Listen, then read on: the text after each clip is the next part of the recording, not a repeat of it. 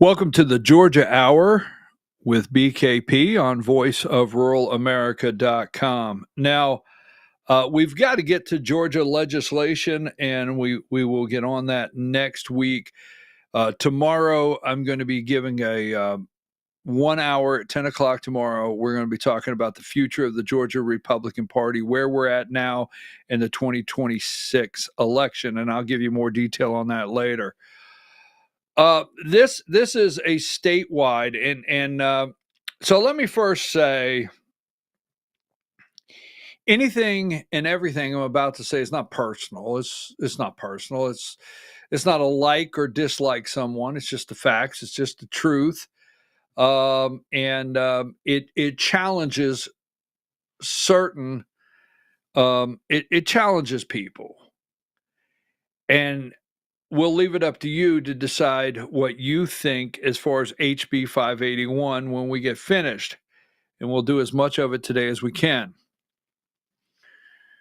So in the state of Georgia, statewide, so there's some argument or discussion that HB581 is beneficial to one county and not another, and so on down the line. And throughout the state, and especially in the North Georgia areas, but throughout the state, appraisals.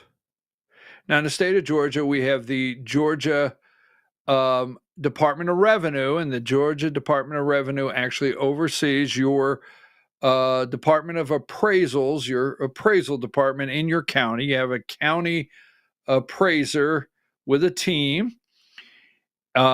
Every 3 years, your county parcels, every parcel in the county has to be reappraised, and the entire county every 3 years has to be completely reappraised. They do a third, and a third.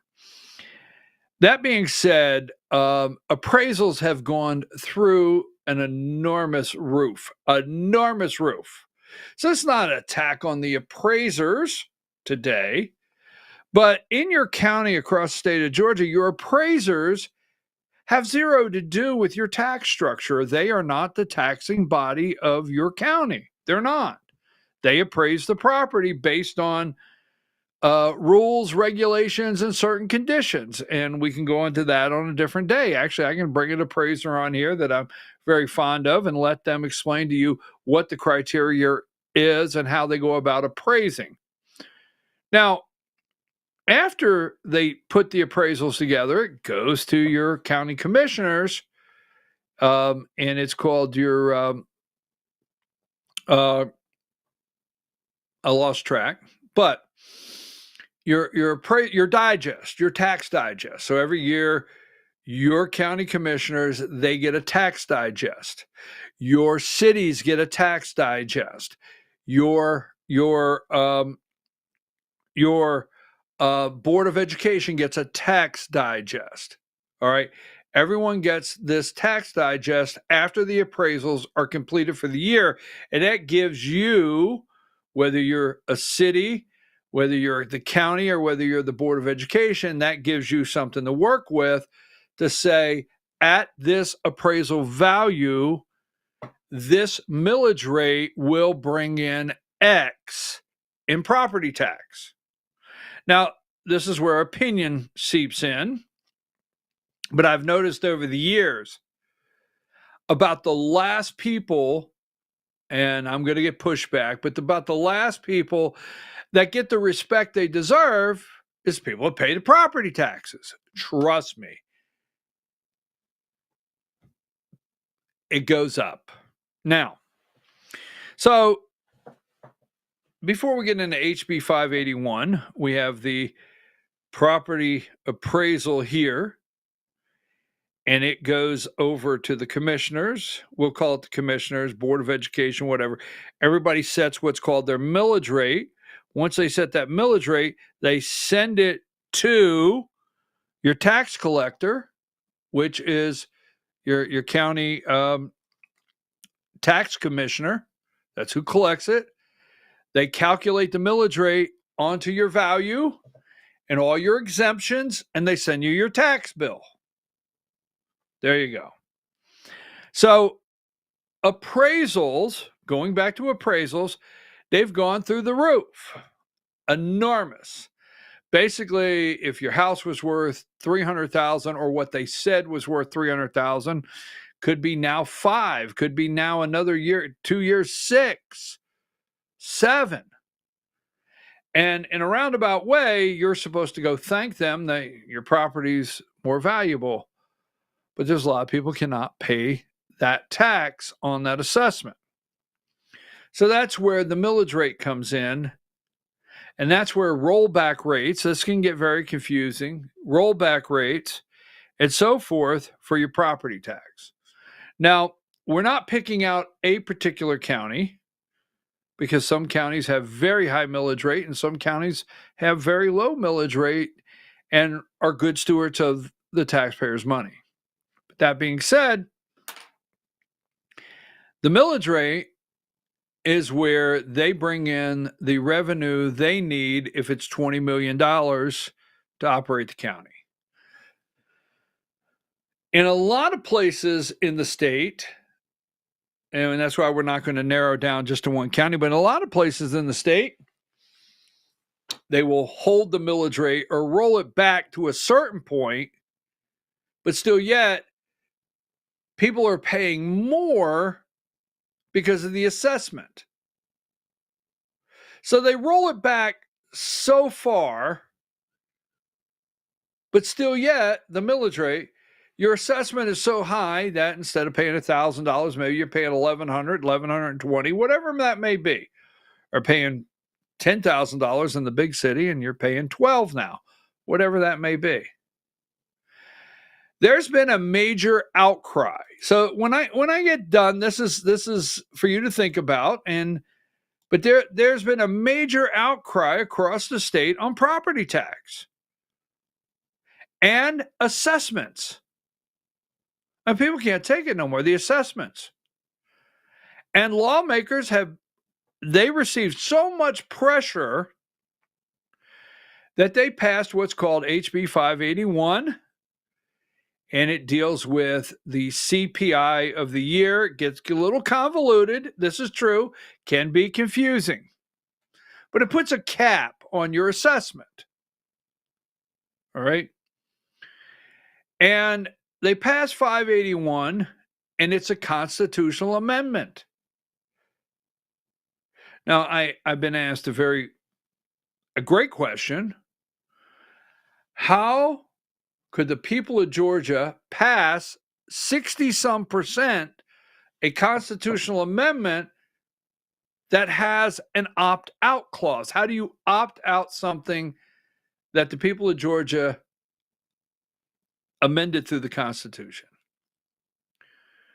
And let me just say this, okay? The House of Representatives, the Georgia House of Representatives, would not pass it without an opt-out. And I'm going to explain that in just a minute, all right? I'm going to explain what happened. So your Georgia State Senate wanted to cap, all right, your assessments, wanted to give you, the people of Georgia, a chance to vote on it and decide. Now, the reason it had to be a constitutional amendment, I'm going to get so many people that correct me, but in our Constitution in the state of Georgia, when it comes to revenue and how you alter revenue, all right, you can levy a tax. You can make the tax go up and down. But if you're going to alter how revenue is calculated, it has to be done through a constitutional amendment in the state of Georgia. You cannot alter revenue or the way revenue is calculated and things like that without going into the Department of Revenue side of our Constitution and having a constitutional amendment. That's why it had to be that way. It's my understanding. I think I got that pretty clear. I think I have that pretty clear. That being said, moving on, the Senate wanted to pass a constitutional amendment and give it to the people to pass, a clean. They wanted a clean. I'm going to use the name John Burns, the Speaker of the House, right? The lobbyist said to Burns, this is paraphrasing so I don't get in too much trouble, and that would be, give me number 90. Number 90 is the GMA. That's the Georgia Municipal Association, because I'm going to clear some things up for you today, and then you make your own decision. The GMA is the Georgia Municipal Association. Almost every city in the state of Georgia belongs to the GMA, and they are a lobbying arm and an association that runs interference for your city. So the GMA, then you get for your county number 91, and this is the ACCG. The ACCG, that would be the Association of County Commissioners of Georgia. And then you get last but not least, and this is going to have a double take because I'm going to show you something else on this 92 that I brought up the other day. Then you get the GSBS. Oh, BA. I'm sorry, not BS. GSBA. So the GSBA is the Georgia School Board Association. Now, between the GSBA, the GMA, the ACCG, they pressured, my opinion, want to get into this because they may come back, but I feel pretty good about it. They pressure the Georgia State House to put an opt-out clause. And why is this important? Because I'm going to explain something to you. They pressure the Georgia State House to put an opt-out clause. And there's a reason they want an opt-out clause. So, paraphrasing my words, not theirs. So that way, when it got passed and put on the ballot, they didn't worry about it. They had it covered. They didn't care if the vote was 70%. They didn't care if your county voted 63%. It doesn't matter to them. They have the clause they wanted all along. Now, in this article, this guy cannot be trusted, and I'm going to get into this guy cannot be trusted. There's nothing about this guy that I would read and feel, give me number 47. And this is the local rag, and this is a guy by the name of Glenn Harbison. And Glenn Harbison, in my opinion, because God knows he's a terrible person, okay? Officials hold first HB581 opt-out hearing. Now, the interesting thing is you can read this whole article, and that is the chairman, Jamie Hensley. And I think Jamie's a good guy. He really is. He's a good guy. He's born and raised in Fannin County. He's the chairman. He works 7 days a week, not 5, not 6. If it's necessary, he works 7 days a week, and he's a good guy. Just bottom line, I can't say it enough. I like the guy. But what you'll find interesting in this article, if you would read it, at no time in here does he tell you about me going to the podium. I went to that meeting. I was at that meeting. All right. I was at that meeting, and I spoke for probably about 15 minutes. And nothing I said is in this article at all. Nothing. Because this is all propaganda to try to explain to the people why they need to opt out. And I'm going to give you all the facts and make your own decision. So, HB 581, here's what I told them that night. And I looked at everybody in the room. What they found, and I'll explain it to you in a minute. Dawn Cochran opened the intent to opt out of House homestead exemption hearing with a detailed explanation of the Fannin County property tax. This is true. She did. Now, the only thing they write about is people saying they voted yes, or people saying that they talked to a lot of people. They have one guy that voted yes that would have switched their vote if they would have known all this. And some people in the election office that said they had a lot of people come through and vote and said they didn't understand it. Right? 70% of the county, the one I'm talking about, Fannin County, I think close to 70% in Gilmer. A lot of these counties, it passed anywhere from 60 to 70%. But the claim they have right now is people didn't understand it. So let me ask you a question, and this is my build-up to you.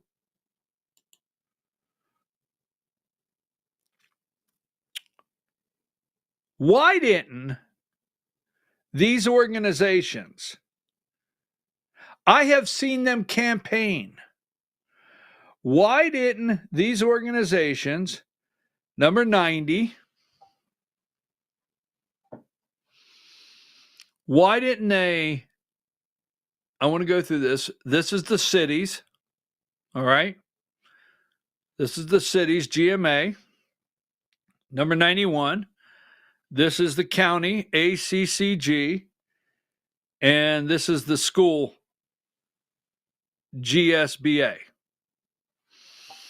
Why didn't they run? And I went to the podium and I asked this. I said, look, because I had the Board of Education over here, right? I had the county commissioners here. I had the city of Blue Ridge here. I had the city of Morganton here. And I had the city of McKaysville here. Everybody in attendance. And I asked them, I said, let me ask you a question. I have seen them do I have seen them do this for years, these associations, and handle these things. I've seen that for years. So why didn't the Georgia School Board Association, the Georgia Municipal Association, and the Association of County Commissioners of Georgia, why didn't they fight this to the public? Why did they not do a campaign? Why did 3 of these organizations not do a campaign to get you to vote no? Why not? Before the election, why didn't they all come out and put out signs? Why didn't the county commissioners come out in front? Did you hear any of your county commissioners come out and beg the public to vote no? They will always come out and beg the public to vote yes for a SPLOST, right? Board of Education, eSPLOST, they will always come out and beg the Board of Education to vote yes. They will always come out and beg the Board of Education, beg you to vote yes for a SPLOST, beg you to vote yes for T-SPLOST, beg you to vote yes for SPLOST. They will beg you, or they will come out with a campaign very strong asking you not to support something. Total silence before the election. Why? Why total silence? Why didn't the School Board Association come out and really get all their people in the county fired up that we got to vote no? Why didn't the ACCG or whoever, why didn't they? Why didn't the cities? They didn't have to. They didn't have to. Now, this is my opinion, because this will get me in a lot of trouble. But my opinion is county commissioners across the state were calling the ACCG and say, what are we going to do on this? Maybe we should push back. And I think what they were hearing was, don't worry about it. We got the opt-out. Well, what if this thing passes? Don't worry about it. Well, what if it passes by 70%? Don't worry about it. we're going to opt out, and then we're going to give you the talking points to explain why it doesn't work.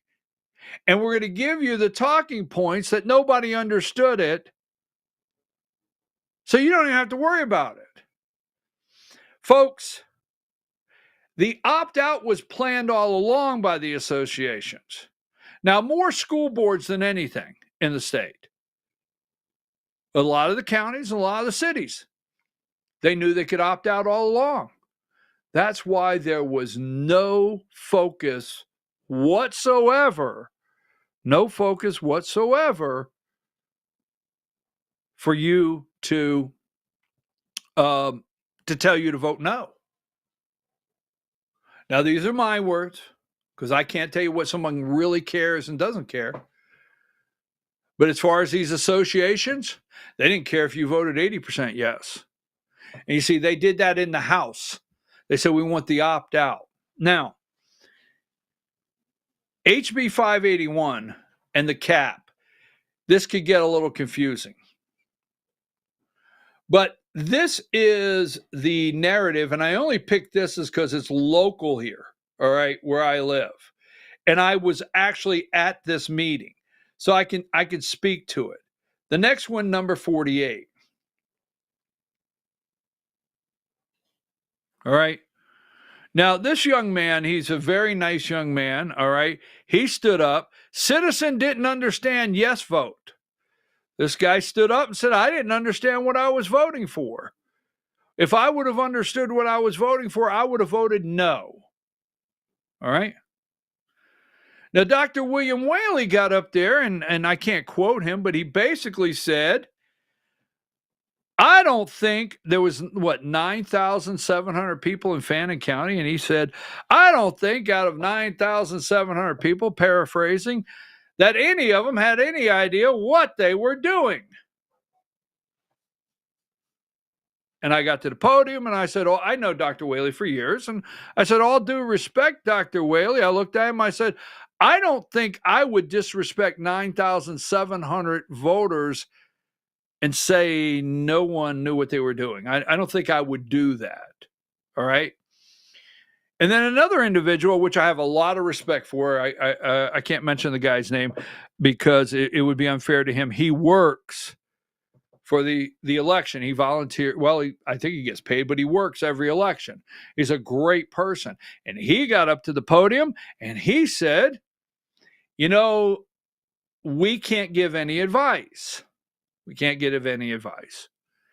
And he said, but this question on the ballot, people were asking me, what is it?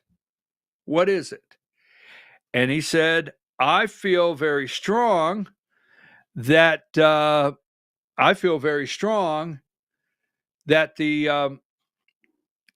lot of people didn't know what they were voting on. I went back to the podium and I said to the guy, and I'll say it today, this guy's a great American. He's a great person. And I looked at the guy in the back of the room. I said, I respect you. You always work the elections. And I don't doubt anything you said. But what you got to remember is they voted. They still voted. They exercised their right to vote. They voted. They could have not voted. People could have said, I don't understand this, and not voted. But they voted. 70% of the people that came through on this ballot question voted yes. They voted. Now, so they want to make it, nobody understood it. Now what they want to do is tell you that HB 581 will raise your taxes. That's not true. And I'll tell you why. Okay, give me number 46. And I will get another segment on here. And again, this is Glenn Harbison, and you can't trust anything. And this is not an attack at the schools, but this is not true. School system faces cutting programs, staff, or tax increases. That is such a false headline. Fannin County Board of Education officials, like their counterparts in the county and city government, are faced with the decision over whether or not to accept the provisions of House Bill 581 or opt out. But their decision seems less difficult as the school boards all over Georgia are lining up to opt out. I'm going to tell you why in a minute, all right? According to the most recent survey, a copy which was obtained Thursday, 86 of Georgia's 137 school systems are moving towards opting out. One reason is the bill does not give the school system the option to recovering from the revenue. Loss of HB581 would create through the floating special purpose local option sales tax. Now, school superintendent Shannon Dillard told the crowd gathered in the jury assembly room, when a school system cuts budgets, we are taking away from the kids. Oh my God. Excuse me. I have to get a tissue.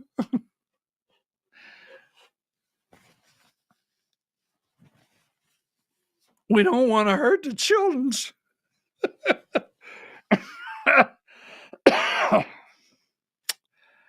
Always, right? What a misleading statement. School system faces cutting programs, staff, or tax increases. Or tax increases. You see, here's the bottom line. Now, HB 581, you have an option, all right? Now, your cities and your county can pass what's called a floating option sales tax, right? Special purpose sales tax. You can pass that. And the money brought in from that can offset the property tax. It can offset it. Or you can take the assessments and you can raise the taxes. You see, what this will no longer shelter, it will no longer shelter anyone from being able to raise more revenue while saying they're not raising your taxes. That is one of the major things in this.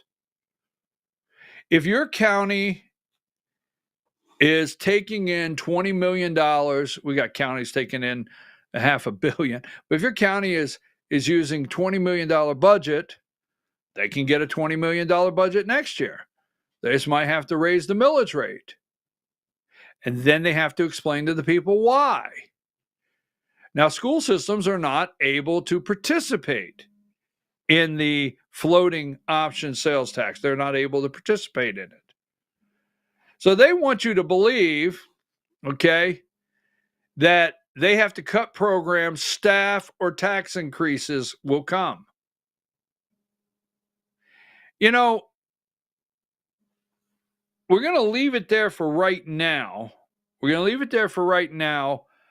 I want to say this. Let's see, 49. Give me 49. Here is another article. Trickle down from HB 581 will hurt the least able to pay. This is totally and completely wrong. Totally and completely wrong. Remember the reason why they didn't fight the opt-out in the beginning and try to vote this down. Try to vote this down. They know why. And they know why. And I have to tell you, if you're out there and you're running a narrative that it's going to hurt the kids, if you really think it's going to hurt the kids, HB 581 would hurt the kids, And I say this in no disrespect to your state senator or your state representative, wherever you may live. But if you think HB 581, and I was in the room that night, and all the school systems across Georgia, let me see, where's that at again one more time? I just want to put this out here. Number 46. If you think that school systems face cutting programs, staff, all right, or tax increases, and this could hurt the kids, then you should immediately get rid of your state senator and your state house representative for even letting it go through. If you think this is that bad, and this is not something that will help with property tax, get rid of these people. If you think they put something on the ballot that was that bad, ask them why they did. Quit asking them how it worked. Ask your state senator, ask your state house member, why would you put this on the ballot knowing it would hurt our children? Because it's not true. It's not true. All right, so give me, Diane, I sent you, this is in the Rome newspaper. I sent you 898. Do you have 98? I sent it late, so I didn't know. There it is. All right.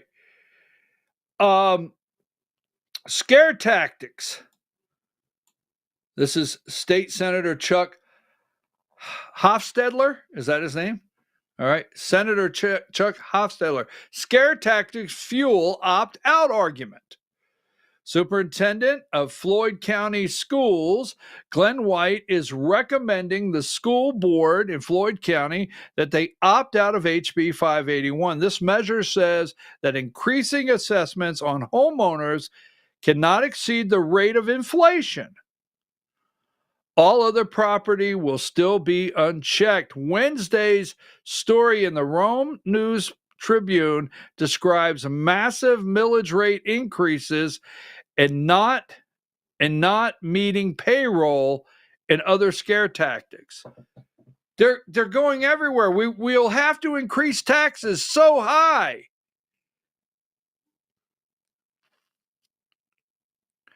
How about you slow down the spending? How about you take a minute and see if you actually have to have every penny you're bringing in, right? Because I will say this, I can get you this article if you want to read this. You should go to the Rome newspaper, read the scare tactic that's being put out. This is a great article on this. The opt-out argument in the Rome newspaper. Find that. We can get you that article. But I want to remind you of something. And I just want to do this, Diane, for a reason. You remember yesterday, just a brief recap. Why didn't any of the associations go to? I've been told, I said, why didn't you guys fight this early on? Go to your city. Say to your city, why didn't you guys fight this before the election? Why didn't you guys try to stop it from being passed in the first place? Well, we called GMA, number 90. We called GMA. Some of the things I've heard. We called GMA and we asked them, and they said, we're still trying to figure it out ourselves. Have you heard that? Oh, we go to all your city council members, find which one will tell you. Well, we were asking GMA right up to the election, and they were saying, well, it's a little confusing. We're not 100% clear on it. Let me tell you something. GMA was clear enough on it to go fight it and get the opt-out provision on the House side. They were that clear to get that opt-out then. Go to your school board members. Go to your school board members. Give me number 92 and say, why didn't GSBA? Why didn't you guys fight it? And see how many of them say, well, we got in touch with them, and it's kind of confusing, and they didn't have a real clear answer. And let me tell you what they did have a clear answer on. They had a clear answer. The GSBA had a clear answer to go to the State House, is my opinion, right? Got to be careful there, right? Go to the State House and lobby them to get that opt-out provision. And then they act like, well, we didn't know what would happen. Yes, they did. They knew it all along. And then go to 91, the ACCG. Go ask all your county commissioners. I heard a city council member tell me that they called and nobody could give them a clear answer. ACCG, the Association of County Commissioners in Georgia. I've been told, well, they said let's wait and see because there's some things still unclear. And then there's some things that may need to be fixed on this. And what? They knew enough to go down and get that opt-out provision. So don't forget, all of these associations, city, county, school, went and got the opt-out provision. And I can't quote them, but I'd be shocked if they didn't tell their cities, tell their counties, and tell their school boards, don't worry about it. I don't care if it voted in 82%.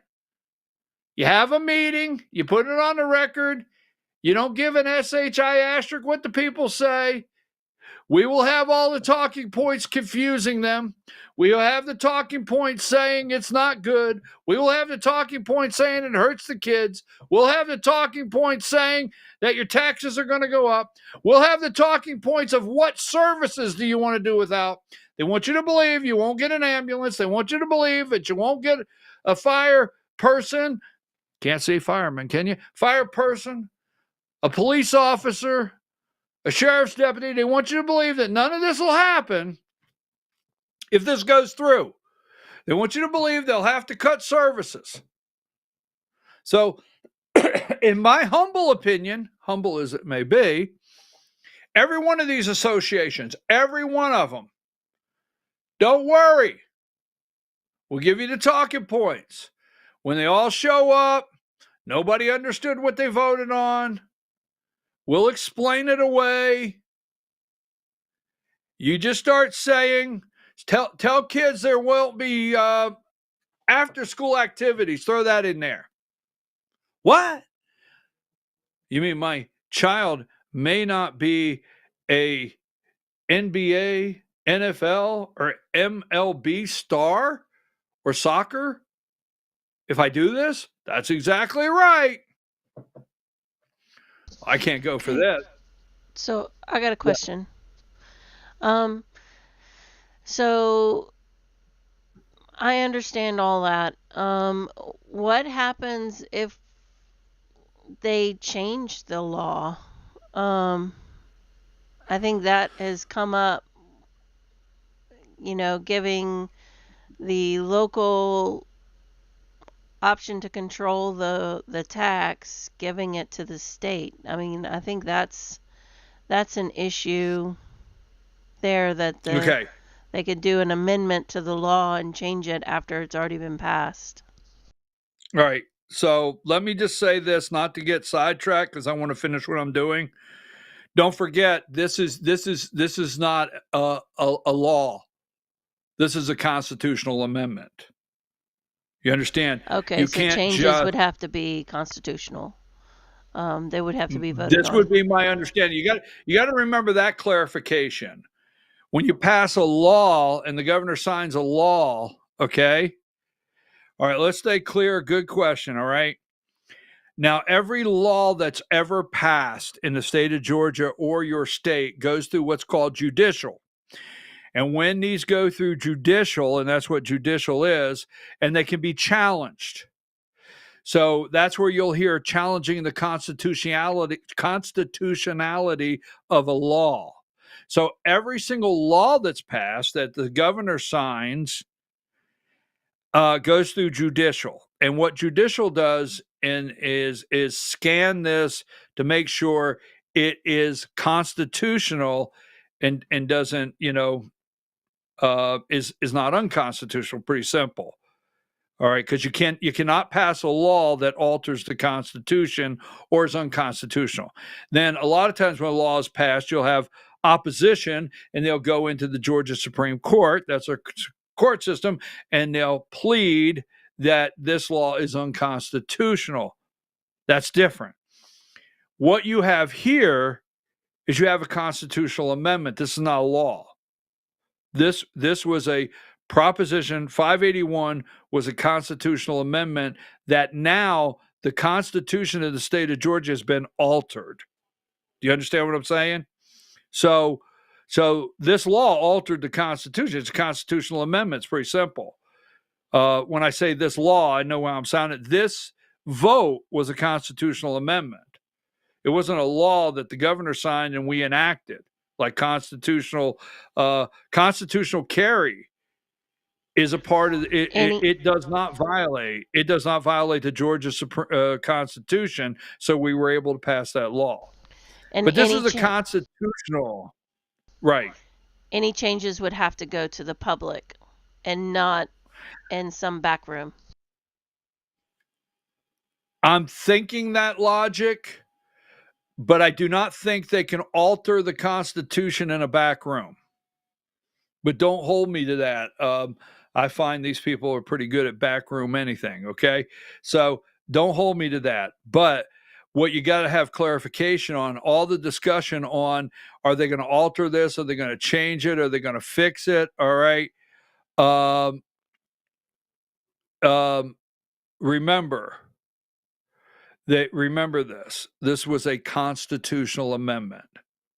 Got it? So remember all of these associations, all right?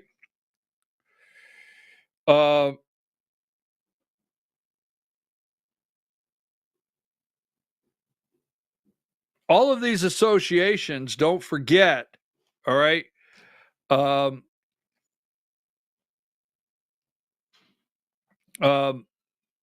Had their opportunity to push back on this before the vote. They never intended to let this go through these associations. These associations are beholden to the counties are beholden to I guess the sad thing I want to say is county, Board of Education, cities, they are much more beholden to these associations than the people, is my opinion. All right. Now, one other thing on the school board, because I got to get out 92. Remember what I told you yesterday, Diane? We started working on this. GSBA, you see that? Superintendent search, 348 successful placements and counting. This is a racket. All right. This is a racket that we should break immediately, as fast as we can. We need to return our Board of Education to the people in the county they serve. These associations, I got a problem with them. I told you about this yesterday, that superintendents are now it's a racket. That's all I'm saying. They paid enormous amounts of money. So we can go on with that. I'll take more of your questions. You've been sending me questions. And I have been offered by Lawmakers to come on the show tomorrow. Not for sure. I might do it at 9:30. I know the Georgia hour. I have promised at 10 o'clock we're going to do my speech. So we're going to. Maybe if Trump has a slow news day at 9 o'clock, we can get a couple lawmakers on here to answer some of these questions for you that are out there. In fact, I'll see if I can get this state senator over in Rome, and maybe I can get House Rep Johnny Chastain ask him some questions, get Steve Gooch back on here, ask him some questions, the majority leader. So that being said, Diane, give me number for a closer today on the Georgia Hour. 97. He claims he raised over $2 million. That's Chris Carr. Claimed he raised over $2 million. This one is interesting to me. All right. Where is Georgia when Chris Carr raised more than $2 million over 40 days in quest for Georgia governor? He is the attorney general. Then I read this article, number 76. 4 GOP states, we're supposed to be a GOP state, sues to stop federal government from counting illegals in the census. Now, this is part of my speech tomorrow. All right. Counting illegals in the census. A group of attorney generals are suing to stop illegal immigrants from diluting the voting power of the American citizens. Attorney generals from Louisiana, Kansas, Ohio, and West Virginia. Not Chris Carr. Go back to that one. Diane, don't you have that back button? I was just gonna. Don't you have that back button, right? Hit that back button, Diane. I'm gonna get it. I'm gonna get in trouble. So, not Chris Carr. He's not on the list, but he did raise $2 million trying to run for governor of Georgia. Leave that hanging out there. Make sure I don't have anything else today. We know the Lake and Riley. Give me 95. We do want to say this. Not to give them a great shout out, but Democrats face reckoning on immigration policy during Trump's second term. The Lake and Riley Act, Senator Raphael Warnock, and John Ossoff did vote for it in the Senate. So we do want to highlight that. And number 60, Fannin County Republican Party. Please come join us for our Valentine's Day. Here's how you order. Come join us. And I think we'll leave it there. I opened the show with this.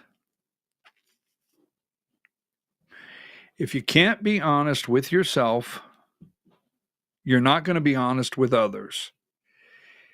If you can't accept the truth, you won't be able to tell the truth. So help me God. Diane, get me out of here. I've got to take a break and I got to regroup for tomorrow, 10 a.m. Where do we go from here? The confetti has fallen to the ground. We're sweeping it up. The election's over. 2026 is out in front of us. I will explain tomorrow. Take me out, Diane.